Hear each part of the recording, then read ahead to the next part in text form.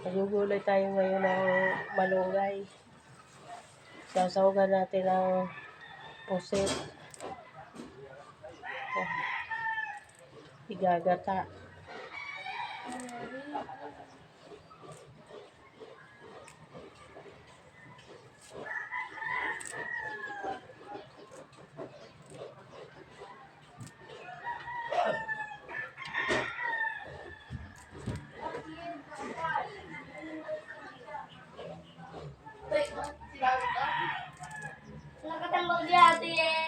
Sabi ko na magpararibo.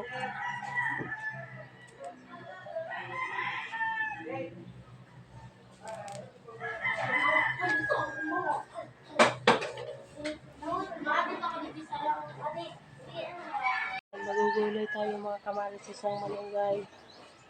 So, sasawagan natin ng pusit, ginataan. Bihira na lang pagkatapos ng bagyo, bihira na makagulay ng malunggay. Dati sa bundok, marami nito.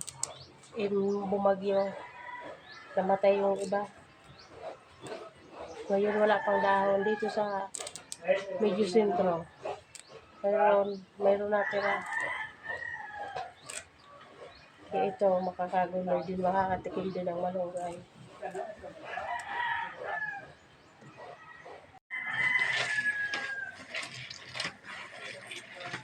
Po mga kamarites, pasensya na po kayo sa kawali namin kasi inanuhan iyan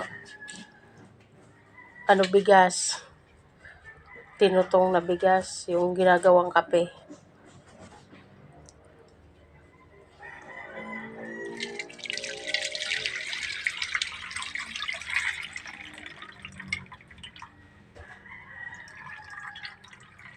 Ang sahog, akala ko po ito ang sahog. Sahog, ito ang gusto niya, si Cherong Baboy. Ayan po mga kamarites, oh. Punta ka na. Ayan, ilagay na natin, kumulo na yung gata.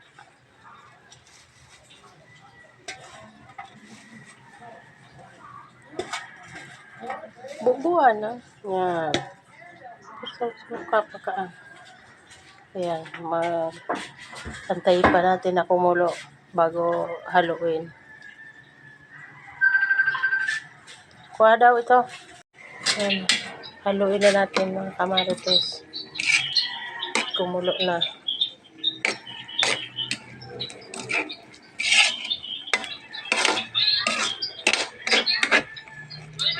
Ayan.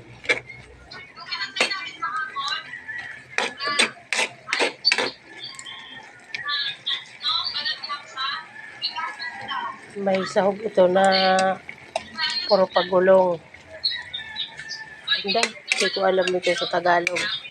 Puro pagulong kasi dito sa amin, sa Bicol, puro pagulong.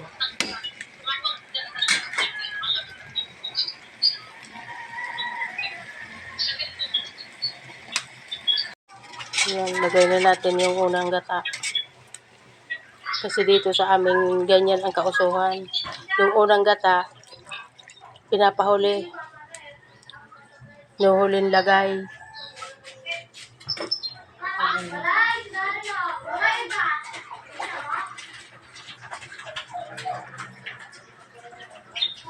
Yan po, luto na aming gulay na may sahog na si Cherong Baboy.